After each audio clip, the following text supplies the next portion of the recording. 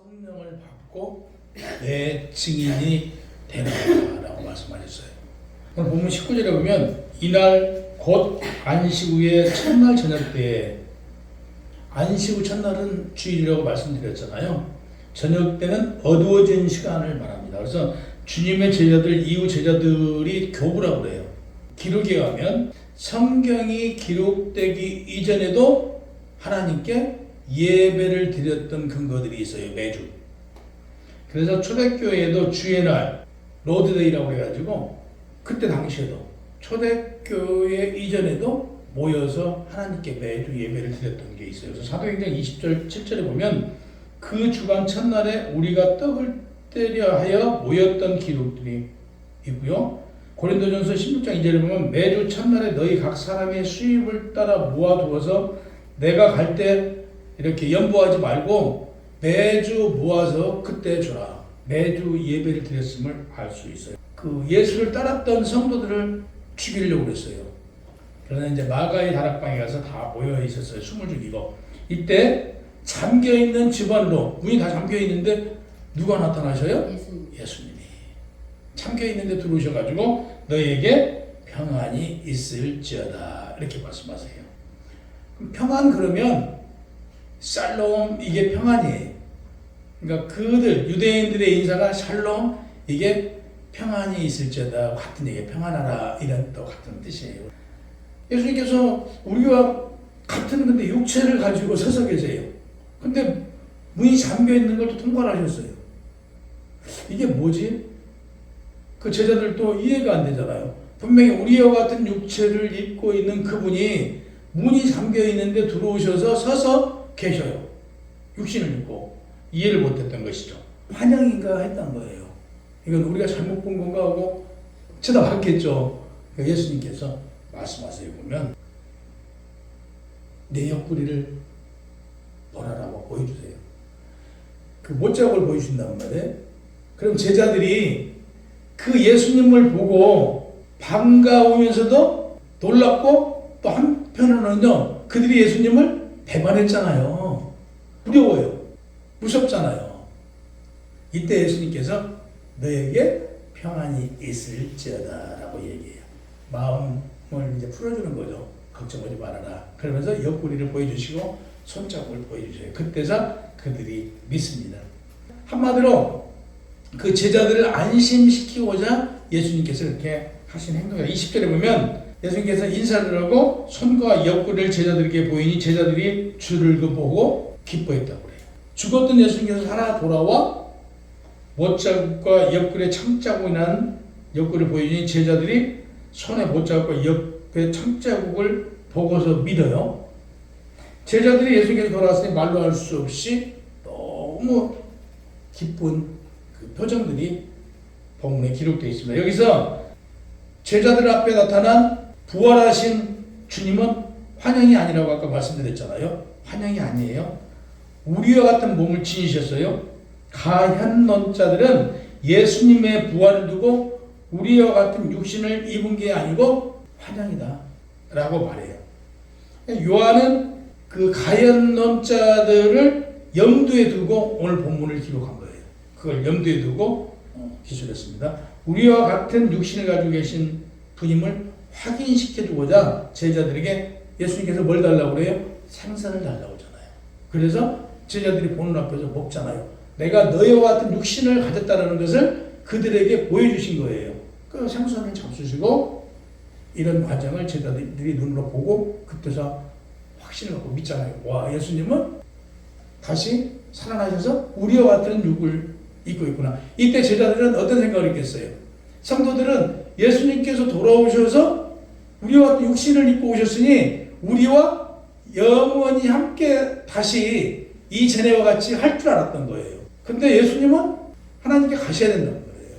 근데 이 제자들은 그걸 몰라요. 이렇게 사전에 충분히 얘기했으면도 못 알아들어요. 근데 21절에 보면 다시 제자들에게 평강이 있을지어다라고 다시 인사를 해요.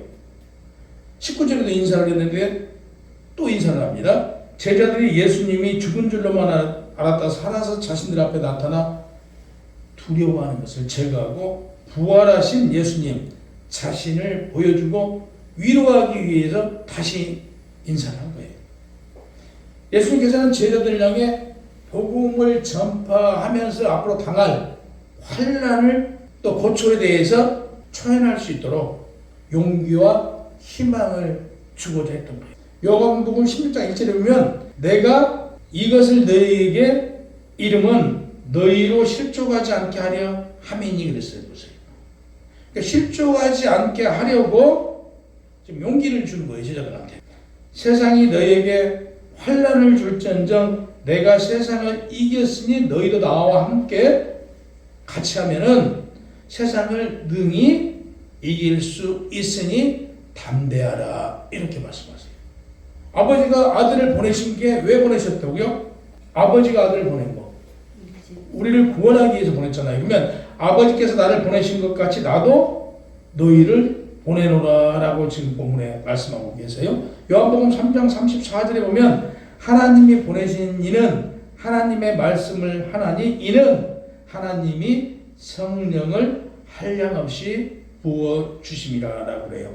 그러면 아들 예수가 아버지가 보내서 이 땅에 오셨어요. 그러면 예수가 다시 그 보내심을 누구에게 주고자 하냐 그러면 제자들에게, 우리에게 그걸 주시고자 한 거예요. 그래서 무엇을 우리가 깨달을 수 있도록 부어주셨다고요? 성령을 깨달을 수 있도록 한량없이 부어주심이라고 말씀하세요. 하나님께서 보내신 이는 예수님이에요.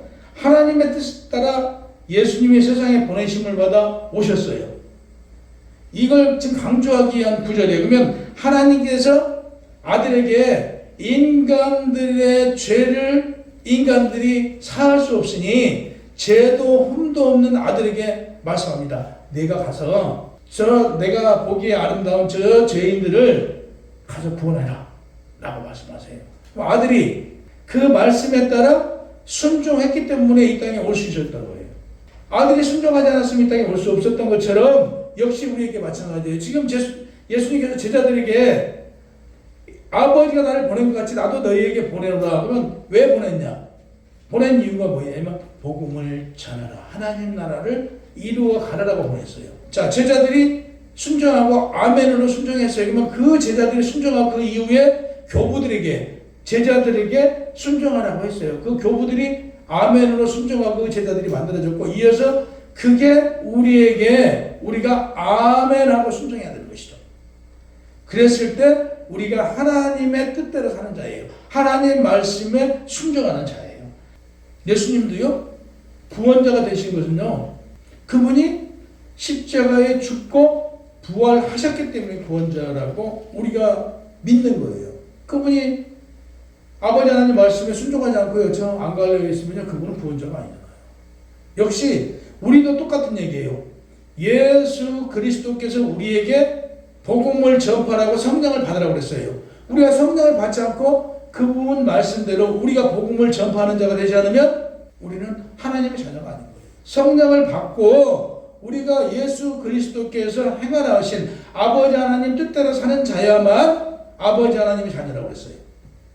아버지 하나님 뜻대로 살아야죠. 예수 그리스도께서 성령을 받고 아버지가 나를 보낸 것처럼 나도 너희를 보낸대요. 왜? 복음을 전하라고.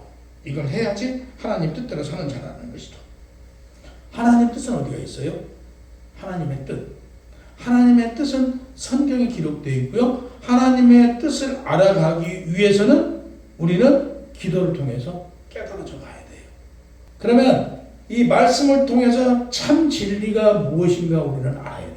말씀을 통해서 어떤 성경 구절을 알았어요. 그러면 이 뜻이 그 안에 들어있는 진리가 무엇인가 우리는 기도를 통해서 영감을 받아야 돼요. 아, 이 말씀이구나 라고 깨달아져야 돼요.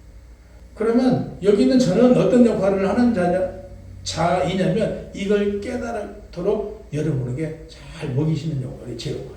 이걸 그러면 성도들이 이 말씀을 제대로 깨달을 수 있는 것은 물론 기도를 통해서 영감을 받아서 깨달을 수도 있어요. 하나 이게 이 말씀을 깨달을 수 있는 것은 또 목사예요. 이게 사역이에요. 그러면 주일 예배를 드리지 않고 교회 나오지 않고 깨달을 수 있어요?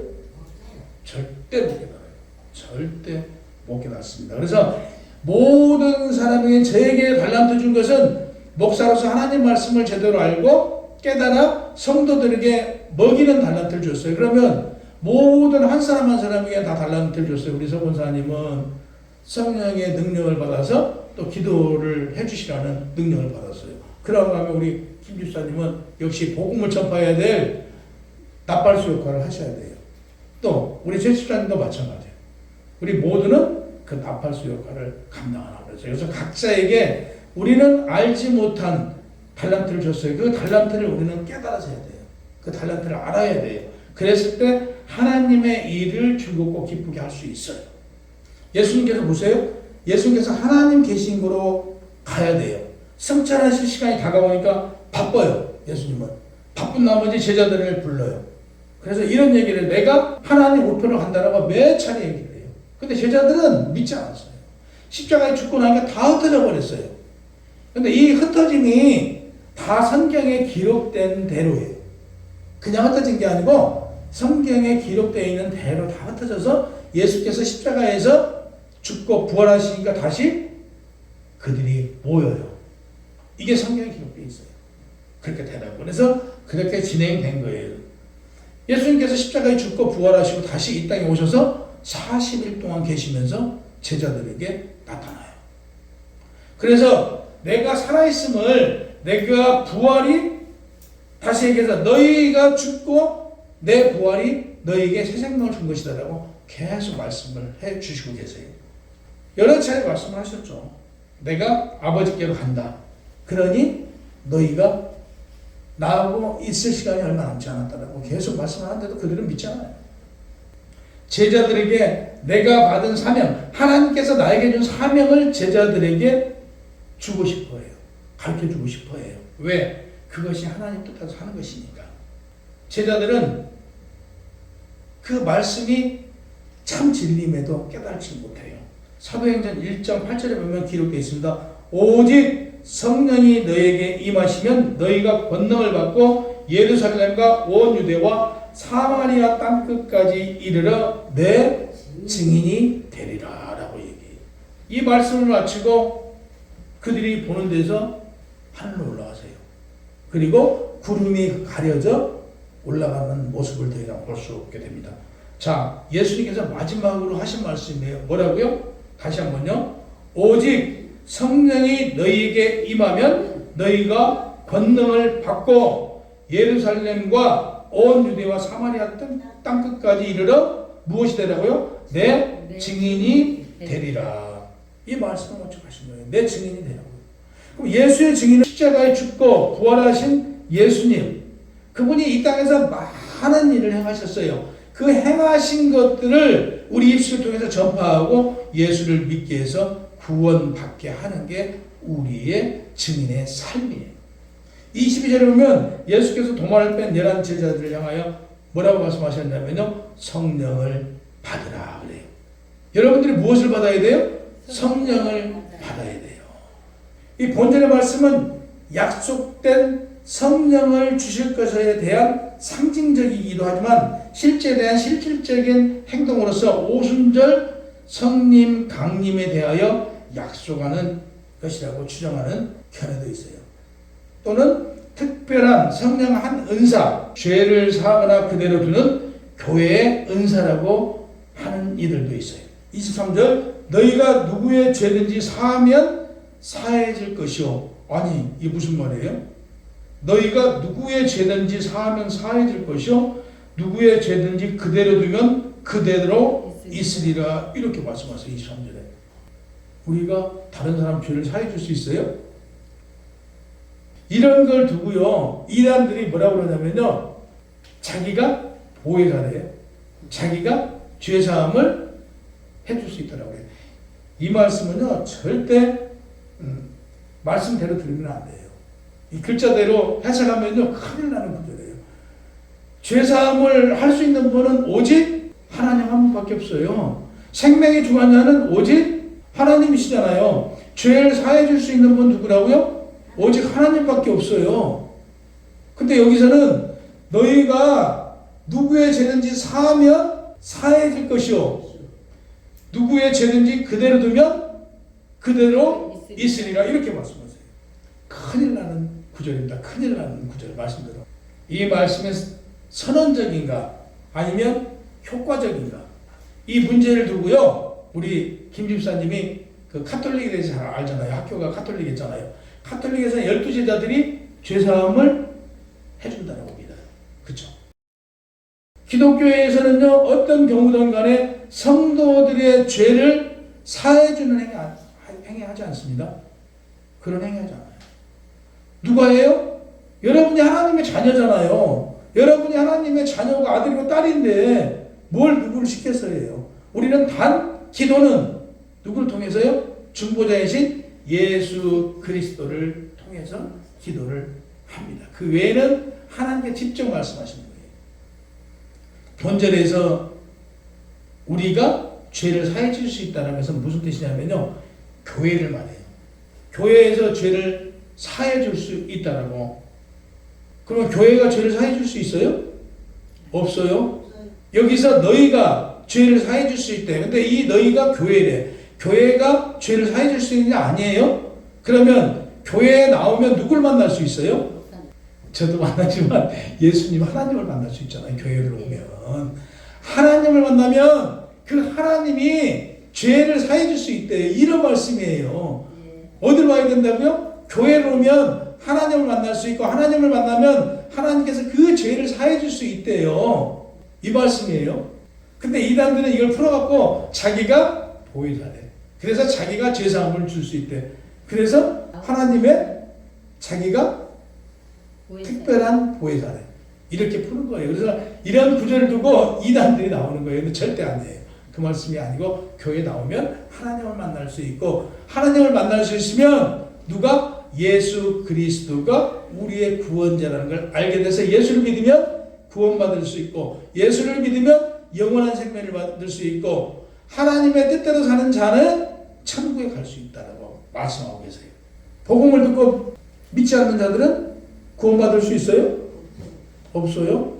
아무리 교회를 나와도요. 복음을 믿지 않고요. 예수 그리스도가 구원자라는 사실을 우리가 고백하지 않으면 구원받을 수 없어요. 예수 그리스도가 하나님의 아들이심을 믿지 않으면 구원받을 수 없어요. 예수 그리스도가 초창기에 이 땅을 만들기 전에 만세전에 하나님과 같이 계셨어요. 그래서 하나님이심을 믿지 않으면요. 구원받을 수 없어요. 그래서 예수 그리스도가 구원자라는 사실을 믿었을 때 우리는 구원받을 수 있어요. 자, 예수 그리스도를 믿음으로 구원받았어요. 예수님의 죽음으로 우리는 제사함을 받았어요. 예수님의 부활하심으로 우리는 새 생명을 받았어요. 구원받은 우리가 어디를 가요? 우리의 본향은 천국이에요. 그래서 우리가 하늘나라 사람다운 그 행실을 했을 때 세상에 비치고 소금이에요. 빛과 소금으로 살아갈 때 죄악된 세상 사람들이 우리를 보고 믿어요. 우리를 보고 믿게 했을 때 우리가 복음 전하는 자예요. 그래서 복음을 전하도록 우리를 이 땅에 보내셨어요. 그래서 우리의 행실을 보고 세상은 예수 그리스도를 믿게 하는 것이 우리에게 주어진 사역이에요. 마태복음 7장 21절에 24절에 보면 나더러 주여 주여 하는 자마다 다 천국에 들어갈 것이 아니라고 말해요. 다만 하늘에 계신 내 아버지 뜻대로 행하는 자라야 들어갈 수 있대요. 어디를요? 하나님 나라예요. 하나님 뜻대로 사는 자만이 하나님 나라에 들어갈 수 있대요. 이어서 보세요. 그날에 많은 사람이 나더러 이르되 주여 주여 우리가 주의 이름으로 선지자 노릇하며 주의 이름으로 귀신을 쫓아내며 주의 이름으로 많은 권능을 행하지 아니하였나이까. 하지만 그때 내가 너희들에게 밝히 말하되 내가 너희를 도무지 알지 못하니 불법을 행하는 자들아 내게서 떠나가라 할 것이라고 말씀하고 있어요. 주의 이름으로 귀신을 쫓아내고 주의 이름으로 선지자 노릇하는 사람들이에요. 이게 누구를 말하냐면요. 그냥 아무나 말하는 거예요. 심지어 목사들 모든 사람들을 말해요. 너희가 목사들처럼 행동한다고 해서 너희가 목사들이라고 해서 다 천국에 들어가냐 어린 반푼도 없는 소리다 그런 얘기. 너희가 예수를 믿는다고 교회 다닌다고 해서 너희가 다 천국에 들어갈 줄 아느냐? 어림도 없다. 너희가 주여 주여 한다고 해서 다 천국에 들어가느냐? 너희 삶이, 너희 행실이 아버지 뜻대로 살아야 천국에 들어갈 수 있대요. 이 말씀이에요. 마지막에 뭐라고 말씀하시냐면 누구든지 나의 말을 듣고 행하는 자는 그 집을 반석 위에 지은 지혜로운 사람과 같대요. 지혜로워야 돼요. 이렇게 말씀하세요. 그러니까 여러분과 제가 죄사함을 받았으므로 의인이라고 칭함을 받고 있어요. 의인이라고 칭함을 받고 있는 것이 의인 아니에요? 착각해서는 안 돼요. 우리는 의인이라는 칭함을 받고 있는 것이지 우리가 의인 아니에요. 우리가 죄사함을 받았다고 죄가 없다고 하면요, 이단들이 그러잖아요. 죄가 없다라고 말하잖아요. 절대 아니에요. 요한일서 1장 8절에 보면 만일 우리가 죄가 없다고 말하면 스스로 속이고 또 진리가 우리 속에 있지 아니할 것이요 만일 우리가 우리 죄를 자백하면 그는 미쁘시고 의로우사 우리 죄를 사하시며 우리를 모든 불의에서 깨끗하게 하실 것이라고 말하고 있어요. 만일 우리가 범죄하지 아니하였다면 하나님을 거짓말하는 이로 만드는 것이니 또한 그의 말씀이 우리 속에 있지 아니한 것이라고 말해요. 우리는요 죄인이에요. 죄인. 우리가 죄를 짓지 않고 산다고요? 거짓말하는 자래요. 우리가 죄가 없다라고 하면요 하나님을 거짓말쟁이로 만드는 것이라고 분명히 말씀하고 계세요. 우리는요 아담으로부터 내려온 원죄가 있어요. 그리고 여러분들이 세상을 살아가면서 지은 죄가 있어요. 어떤 죄요? 자범죄라고요. 우리는 스스로 지은 죄에 대해서 입술로 고백했을 때 죄사함을 받고 깨끗함을 입을 수 있어요. 사도 바울은요 이렇게 말해요. 믿음으로 구원받은 우리만 깨끗함을 입은 것으로 끝내는 것이 아니래요. 우리가 알고 있는 복음을 증거하지 않아 사람들이 죄 가운데 죽는다면 그 책임이 누구에게 있다고요? 우리에게 있대요. 여러분한테 책임이 있대요. 우리는 복음을 전하지 않으면 그 책임이 우리는 면치 못한다고 바울이 말해요. 24절 25절에 보면 예수께서 제자들 앞에 오셨을 때 12제자 중 한 명 도마가 같이 있지 않았어요. 도마가 의심이 많아요. 나는 그 손에 못자국에 손을 넣어봐야 되고 옆구리에 손을 넣어봐야 된대요. 그래야 믿는다라고 얘기를 해요. 그러니까 27절 제자들이 마가의 다락방에 모였을 때 예수님께서 또 다시 오셨어요. 문이 잠겨 있을 때 오셔가지고 너희에게 평강이 있을지어다. 그리고 도마를 불러요. 도마야 이리 와 보거라. 손을 만져봐라. 만져요. 네가 옆구리에 참자국에 손을 넣어보라는 거 넣어봐요. 그러면서 예수님께서 말씀하시기를 믿음이 없는 자가 되지 말고 믿는 자가 되라고 말씀하세요. 믿음이 있는 것 같으면서도요 믿음이 없어요. 믿음이 있는 것 같으면서요 의심해요. 도마처럼 이걸 바라고 있어요. 너희가 도마와 다를 게 없다. 너희는 믿는 것처럼 하면서 믿지 못하고 있고요. 성경에 기록된 걸 믿는 것처럼 하면서 속으로 때로는 믿지 않는다는 것을 지금 말해요. 도마가 나예요. 나. 우리예요. 우리 도마가. 이걸 지금 지적하고 계십니다. 예수님께서 비유적으로 도마처럼 되지 말고 믿는 자가 되라고 지금 말씀하신 거예요. 우리가 도마처럼 되어서는 안 돼요. 믿어야죠. 11 제자가 보고 믿었어요. 근데 도마가 자기는 이 손으로 만져봐야 된다. 이런 믿음 없는 자가 되지 말라고 예수님께서 말씀하세요. 28절, 29절에 내가 보고 믿는 자보다 보지 않고 믿는 자가 더 복되다고 말하고 있잖아요. 어떤 자가 복돼요? 보고 믿는 자보다 보지 않고 믿는 자가 더 큰 믿음이고요. 복돼요. 우리가 증거를 꼭 봐야 믿나요? 아니에요. 보지 않고도 우리는 성경을 통해서 알고 그동안에 내려온 역사를 통해서 알잖아요. 예수 그리스도가 우리의 구주이시다. 믿습니까? 아멘. 아멘. 그거예요. 이게 믿는 거예요. 17절에 보면 마리아가 부활하신 예수님을 만지려고 하자 예수님께서 만지지 말라고 하셨어요. 17절에. 왜 마리아에게는 만지지 말라고 하시고 도마에게 만져보라고 했을까요? 원문의 해석이 다르다라고 얘기하는 학자들도 있어요. 그런가 하면 상처가 아물지 않았기 때문에 만지지 말라고 했다고 주장하는 이들도 있어요. 또는 신령한 몸이기에 너무 부드러우니까 만지지 말라고 하는 주장하는 이들도 있고요. 수의를 입지 않은 알몸의 상태에서 만지지 말라고 하는 이도 있고요. 마리아가 꼭 붙잡고 보호하려고 했기에 만지지 말라고 했고요. 환영으로 생각하고 만져보려고 했다는 주장하는 이들도 있어요. 또 인간의 생각으로 행동하지 말라라고 그런 뜻으로 만지지 말라고 했던 여러 주장들이 있으나 예수님께서 만지지 말라고 한 것은요, 빨리 가서 제자들에게 나의 부활을 알리라.